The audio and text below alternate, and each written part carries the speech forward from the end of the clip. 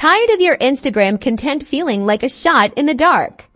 Let's turn those guesses into data-driven decisions by connecting your Instagram to Google Analytics. First, you'll need a Google Analytics account. If you don't have one, head over to analyticsgoogle.com and create a free account. Make sure you're logged in. Next, in the bottom left corner, click Admin. Then under the Account column, make sure you've selected the correct account now. In the middle Property column, click Create Property.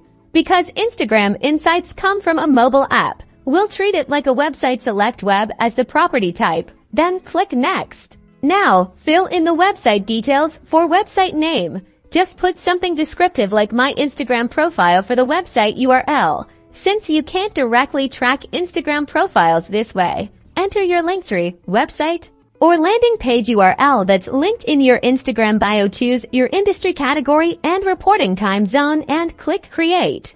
You'll be presented with a tracking code. Don't worry, you won't need to put this directly into Instagram. This is for tracking traffic from your Instagram to your website or Linktree. Google Analytics tracks clicks on your Linktree or website, providing valuable data on user behavior stemming from Instagram. So make sure you add the tracking code to any other platforms you wish to track from Instagram.